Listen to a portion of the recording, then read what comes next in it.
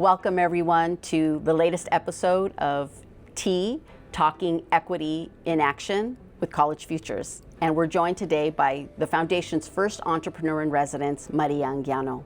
And we're going to ask some big questions. How can improving the public system coexist with whole new models of education designed for the future? And how can equity and innovation coexist and actually reinforce one another? I first wanted to say just what an honor, and dare I say a blessing, it has been to work with you as our first fellow as we went into this engagement really tapping into what I think is a critical role that foundations and private philanthropy can play, which is to lean into our curiosity, create a space for others, curiosity to ask courageous questions, to do that in collaboration. Because I think that many times we get obsessed with what's the actual solution, what's scalable. But I think we're at a moment where I don't think we can answer those questions really easily given the kind of disruption that's happening in education. How do we begin to understand the level of disruption that digital technology is having on learning, on education, on our systems, on our people? What does that conversation look like? And the fellow and an entrepreneur in residence was our way of doing that. And so thank you for being the first one, for taking that on with curiosity, with courage to ask really hard questions. So thank you. Well, no, thank you. I am really grateful to you, to Eloy, to the foundation for creating this space. So I think, you know, as I reflect about everything that's going on, I think you're spot on. It is the most consequential, transformative period in human history, not just in education, but I think really in all aspects of life. And our society, I think, lately has become very reactive. And I think this is a time, transformation requires deliberation. And so this is a time to be asking different questions, to be creating spaces for conversation, for thinking through what is the kind of world that we're creating. Absolutely. And that requires space. So thank you for setting the table for that conversation to happen. You know, one of the things that I reflect on in our conversation, and I actually recently wrote about in a blog, introducing your blog, and people will read more in the report, which is this engagement, I think, has challenged myself personally, but also our team who sits in a mission around equitable post-secondary attainment for economic mobility to hold two truths. We continually need the current public system to improve itself. It's where our students of color, it's where first-generation learners go to get an education. We need it to improve, and yet we also need to redesign it. We need to think about education with new principles in mind so that we ensure we have even greater equitable economic mobility. So I think your work has really challenged us to do that. I wanted to add something in about evolution, right, which is the strongest force that we have. And interestingly, Darwin said it's not the fastest or the strongest that survive. It's the ones that are more adaptable. I think what we're talking about here is that our systems need to evolve. They are an amazing jewel of California. We built the strongest, most accessible system on the planet. Yes. And now we're in a period where we need to adapt quickly and evolve. So it's a different framing, I think, in terms of how I see our current educational systems. It's not just about needing them, is that they are really an anchor of our society, but they need to change their clock speed and adapt quickly.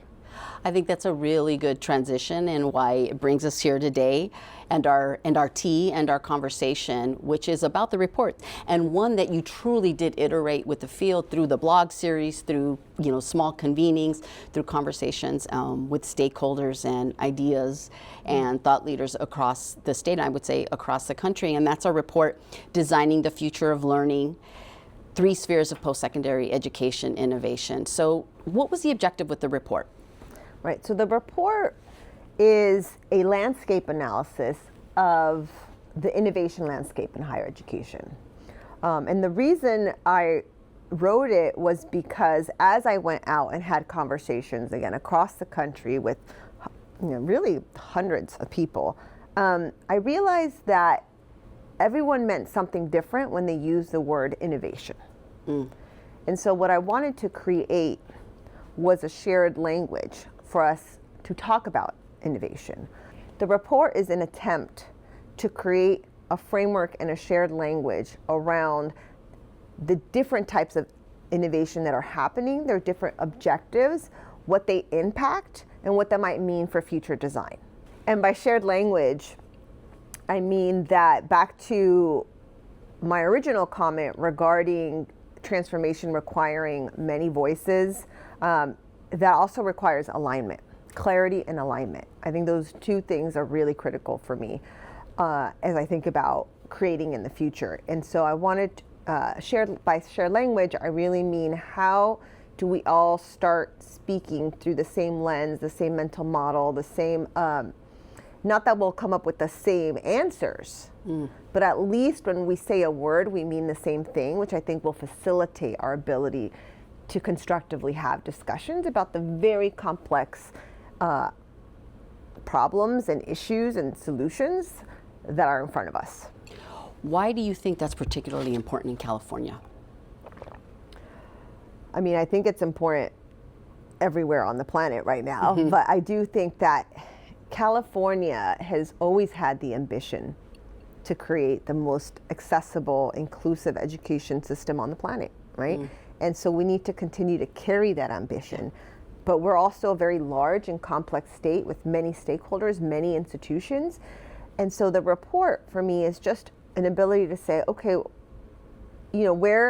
how do we start having conversations about advancing a California that really leans in to its original ambition and continues to push forward as the leader for the most accessible, equitable education on the planet. I think this is a good transition to have you speak to the three spheres that you very powerfully have talked about really are part of a whole. So let's have you go through each of them, starting with the first one, institutional effectiveness. Yes. Well, institutional effectiveness is what I see the thousands of people across the state working on in their own institutions, our large-scale traditional higher education institutions. And they are doing some incredible work there. They're focused on teaching and learning. They're focused on improving the student experience. They're focused on navigation, career tools, even simple things like how do you make the financial aid process easier? So that work captures all the work that folks are doing around teaching and learning, student experience, and administrative efficiencies on campuses. And I was really inspired by a faculty symposium that I went to last Friday at UC San Diego, where I heard dozens of individual faculty members talking about their projects that they're working on and innovating for students. And this included everything from improving the writing process and how do you help students be better writers, to like really complex bioscience and how do you improve students' learning in terms of very complex topics and using AI for that. And so I think there's thousands of people across the state working on these things, and I'm capturing that under the first sphere. Okay, so let's move on then to the second sphere, which is scale and flexibility, where you're really talking about other models that are functioning with, and using digital scale to advance. So while the first sphere, again, is people innovating within the current institutions, the second sphere is about scale and flexibility.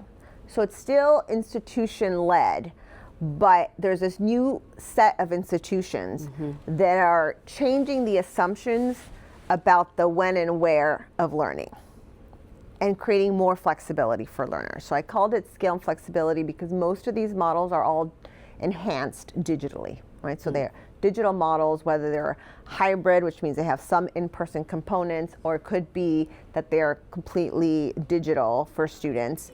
but they're focused on flexibility and therefore creating more access for learners that need it.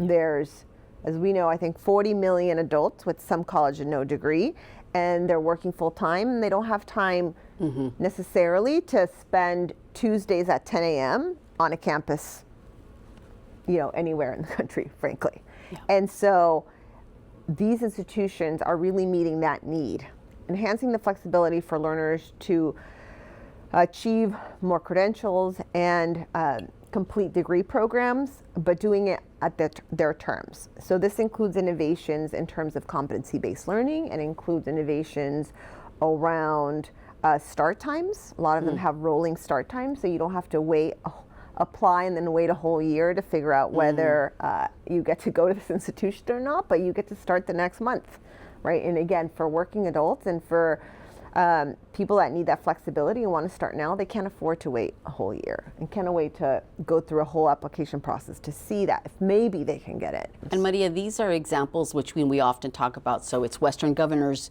University, yes. It's National, and others like that. Right.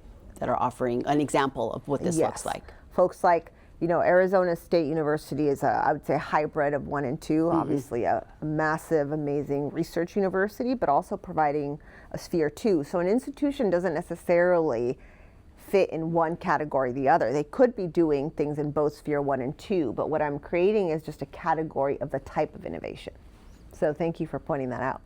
No, that's really helpful, because now we're going to get to this third sphere of a learner-centered infrastructure, which I will say was probably the one where I really stretched my brain the hardest, and it was the most difficult to wrap my brain around it. And I have more to say there, but I think folks to hear what you mean by that. What is a learner-centered infrastructure? What does that third sphere encompass? So it's called learner-centered infrastructure for a reason, right? Which means it's about the learner, not the institution. So that was a different framing in terms of Sphere 3. That doesn't mean that the learner isn't engaging with institutions, but the infrastructure is serving the learner, not the institutions. And so that's the key difference. And to me, that's a must for California as we move forward, because there's so much learning happening outside of institutions, right? People learn in everything from work to their community service, their community leadership, whether they're watching YouTube, whether they're reading books, whether they're engaging in professional development, and most of that remains invisible to the system. And the reason for me that is so critical for equity is because the people that didn't get to go to an institution are the most affected by the fact that all their learning is mostly invisible to our traditional workforce and education systems. And so to truly get to equity, we need to be able to actually recognize and validate the learning that's happening everywhere. Yeah, I want to pull on that, because to the point I made a minute ago, that was the hardest for me, both because personally, I'm a product of the kind of traditional current legacy institutions, and those were powerful experiences, and I'm sitting here today because of part of that. And yet, I'm also have become more critical of its capacity to create the kind of equity at scale that we all aspire to. It doesn't mean it isn't a contributor to it, to your point, that first sphere, who it serves, and we should continue to drive for greater equity within our public systems. And yet, to your very powerful point, learning is happening in so many more places, and if we think on inclusive and the most expansive terms, what a world that could be. And again, if I could, I think about that personally as well. Your point around YouTube, that's the thing that I was really pulling on when I was reading that sphere. It's like, what does that mean? Knowing that I've got a brother who runs a business. He didn't finish school, but he's running a business. He goes on YouTube, takes some financing, classes, some kind of technical know-how, on YouTube. I have a 24-year-old son who is living his life in New York and working, and also knows so much about Russian history, because he'll say, I'm reading a book and I'm going online and watching a lecture. So I think that's really powerful, but probably requires the most stretch, in our brain. True. Yeah. Well, and Katie Kurtz at YouTube, head of learning there, tells me 90% of people going to YouTube are actually going to learn. And it's billions of people a day. So I think that's an area of both. How do we validate all that learning for people of what they're doing, but also a way for back to Sphere 1 and 2 and how they all really fit together. There's plenty of Sphere 1 institutions that are actually engaging with YouTube. Again, not to bring up the Arizona State example again, but they have this great program called Study Hall, and a learner starts on YouTube. Let's say they're watching a video about history, biology, etc., and they can choose to take a college credit course through YouTube and ASU. And so there's really interesting creative partnerships that I think are possible when you start thinking about a different way to engage with learners and say, hey, people are actually learning every which way possible. How do we embrace that? The thought came to my mind, Maria, as you were speaking to that. Is it also fair to say, when we think about all these three spheres, it's also the most expansive way to think, because we're allowing for different learning modalities, different ways that people learn? Because I can imagine a reader thinking, this doesn't mean you don't have faculty or a teacher. Some learners need it. I know I needed that. Yeah. And others don't. I gave you an example, of my son. Or others don't have access to it. I think this entire work for me really comes from the experience of my family. Like you, first generation college graduate of very elite institutions. But my mom only had access to sixth grade because in Mexico, you have to pay after sixth grade, and her family couldn't afford it. Same. And yet she's a lifelong learner. She came to the US, she learned English, she started her own business. She's continuously learning. And to think, okay, so all of that learning doesn't count. So that really has driven, I think, the way I think about creating truly accessible education systems. Yeah. We think about the learner-centeredness that you talk about, that again, that's a design principle that we know can and does exist throughout the spheres, but I think what you're adding in there is the room for learner agency, for choosing the ways in which they can learn and what that looks like. I want to go back to a point you were starting to say about AI. And that's a hard conversation, right now in the world of education, because it sort of depends how you enter that conversation. Does it mean, we don't want to, replace human agency with, all the other images that we could invoke right now? But I know you've talked about that really powerfully in the past. So say more about that, what you think is possible with AI. Like everything, AI is a complex topic. And if I have anything to stress, is that let's have complex, nuanced conversations.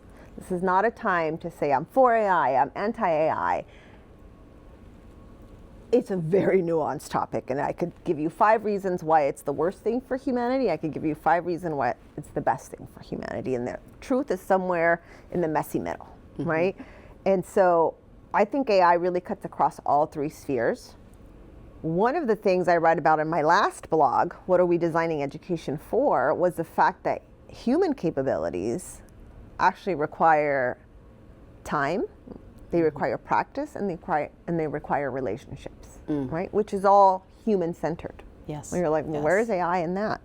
And also, it's the case that, as we talked about, there's so many bureaucratic barriers right now for people to get validated and recognized for their learning, or even to gain access to institutions. And AI could be a great, accelerator in that space. One of the things that you talk about related to AI is digital technology as a prerequisite for equity and scaled equity. Yes. Say more about that again. I think is a really important point you make there. So I think AI and just digital technology in general is a prerequisite for equity. And I talk a little bit about the 2 things that make AI different than what we have now, right? And one of it is just kind of the scale and the zero marginal cost, or very little marginal cost associated with providing it to everyone. And then 2, the personalization that's possible. And so our current system is still, I think, a little too one size fits all. Now there's, again, exceptions to that. This is, like I said, a nuanced conversation. But if you don't learn math in the particular way that it's being taught, right? People are like, oh, I guess you can't do math. Now imagine a personalized, adaptable system that gives you examples from things you care about, that brings it to life in different ways for you, that knows, oh my God, you keep missing this one concept. We're going to go back. You know, you're in calculus, but you keep missing this algebraic concept. That's actually not possible to do in a lecture-style math class. No, because people are wondering, what are you just going to slow down for 1 or 2 people? Exactly. And so you think about, especially in math, where it's conceptual. Again, it's actually, it's not none of these topics, and that was my point in the blog, is that all learning is over a lifetime and over a long period of time, right? So if you're learning calculus, that builds on foundations of years of knowledge, and if you know we're human, we forget things. Being able to quickly figure out what you forgot, bring it back, and then be able to move forward. I think some of those use cases, the only way you can do that is through technology and AI. And so I want us to be careful in terms of how we implement AI, because there's lots of different ways you can just recreate the same hierarchies, the same inequities that we have now. But let's sit down and have those nuanced conversations about where exactly it is beneficial. You're making me also think again about the role of philanthropy here. Can we, in the most conscientious, judicious ways, think about testing that hypothesis about, can we think about learners who are deemed, sort of, behind in their in math or whatever subject is sort of what we call below proficiency. Imagine a world in which in 2 weeks they're not. And I think that's the challenge, and that's the aspiration and inspiration, I would say. And how can we enable that? I mean, I think about actually one of my, personal story for me is when I first got to Claremont McKenna, my high school really hadn't taught me how to write well. And so my first paper, it's like completely read, get like a B-, which is, I've never gone a B- in my life at that point. And I realized I was just missing lots of different concepts that hadn't been taught to me. And so Claremont had a writing center, and I went to the writing center for 2 months, kind of learned those basics that I had just missed. And by the end of the semester, I was kind of beating everyone in my writing, but not to be competitive. But my point is, people need supports at a moment in time, but not everyone has that writing center available for them so that they could practice their writing, right? So imagine what we could deliver to, and that's what I mentioned, the marginal cost, to everyone who needs support in writing. Like, let's bring it to them, or in any other support that they need. So I'd like us to think expansively about what's possible in terms of access for everyone, these tools that have only been available, unfortunately, to a select few. This is taking me back to something you said at the top of our conversation around alignment. That being the opportunity for California, our 3 segments and others, to think about how could we collectively and together deliver that kind of infrastructure, tools in a shared way, because that's not a competition. No. That's an aspiration for our learners in California. Yeah, I think it's a moment for California to come together with an aligned vision of what a truly inclusive educational and workforce system looks like. And I have a lot of confidence in our state that we can do it, but it's going to mean working together. It's going to be having messy, complex conversations, and we may fail. We may have some bad ideas. It's okay if we stop working because 1 or 2 things didn't work. That's the anti of adapting quickly. That's California dreaming, I would say. That's right. I would say. And again, back to, in bringing different diverse stakeholders, one of the things I've come to really reflect on lately is adaptability, And, I went to 6 elementary schools. Yeah. Yeah. And I used to think that was like the worst thing that ever happened to me. I didn't get a childhood where I had the same friends. Yeah. For the whole, like I see now, it's like, oh man, they've known each other since first grade. I went to 6 different ones. But you know what I learned? I learned to adapt. And I learned to adapt quickly. And I think that's the type of mindset we need as California leaders, to say it's time to adapt. And how do we do that together? And importantly, create spaces for these conversations. I talked to hundreds of people across the state over this last year from this fellowship. Yeah. And they all have such amazing ideas. And so many times I hear, but that's not possible, or I'm not allowed to do that. And so how do we create that ability to unleash people and their creativity? Yeah, yes. And again, back to the roles that we have in our particular sectors, the hats that we wear, the positioning. Again, I think back to philanthropy and creating these spaces where we want to, again, continue to think about scale and what's possible and what's the role of the state and responsibility, and how do we create these parallel conversations that are, to your point, are messier. The solutions aren't going to be really clear, and you need that openness, and you need diverse minds and experiences to help shape that conversation. And I want to speak to something, Maria, that we also learned in our engagement, which is what was the state of the innovation conversation and who was having it.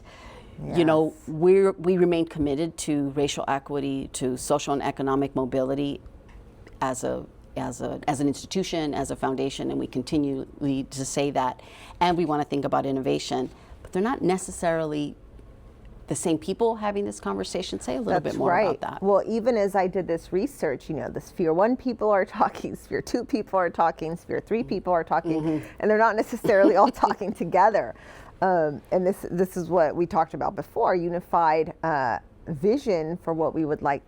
Unified vision does not mean that everyone gets the same thing. And this is what's exciting about our current technology, is like a unified vision about inclusive educational systems could actually be a personalized model for everyone, right? So it's almost breaking free from this one-size-fits-all model that we've had, and for very good reason. In an analog world, you have to have that. There's almost no other way to operate other than these structures and systems, but we're in a new world now with new capabilities and new potentials. Now that we have these new tools at our disposal, how do we actually use them not to replicate the same system, but actually create new, more inclusive social systems, social constructs? And I think that's what's really exciting about kind of the times we're living in, is that people are having those conversations right now. You're a system leader, you're a campus leader, you're a stakeholder in Sacramento. I read this report.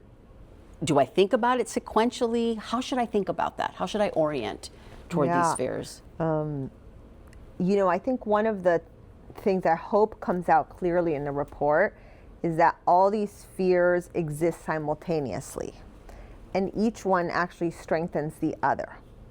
And so they're not meant to say, well, you work on one or the other, or sequentially, et cetera. Actually, they're all being worked on simultaneously. And they should be being worked on simultaneously. And so if you're a leader, start with step 1. Call a conversation, create the space, and think about what is it, the problems that you're trying to solve. And hopefully you see yourself in one of these areas and know that, you don't have to be solving learner-centered infrastructure. You could just be improving the way people access your classroom. It's creating a shared language and framework for us to have a conversation. Not like it's almost like the opposite point. This report isn't meant to be a policy framework. That's right. It's meant to open up conversations and give us shared language to have conversations about what should the policy pathways and frameworks be. Because I think it does bring up the implications for if we created something like this where each sphere coexists, again, in this kind of broader field ecosystem, what are the policy barriers to to achieving that. I think it does do that, but I think it is very important that you name it's not that, it's the beginning of setting a vision. That's right. For California, which comes at a good time. We have a governor's race, we have an election cycle. I know at College Futures, those are the things that we think about is how can we inform and be part of shaping a vision for something like this, which is fundamentally driven by equity, driven for learners to actualize, again, our California dream for the future. So thank you so much for the partnership and for your heart and mind in putting this together for us and for everyone. Oh, thank you. You can download the report, Designing the Future of Learning, at our website, www.collegefutures.org.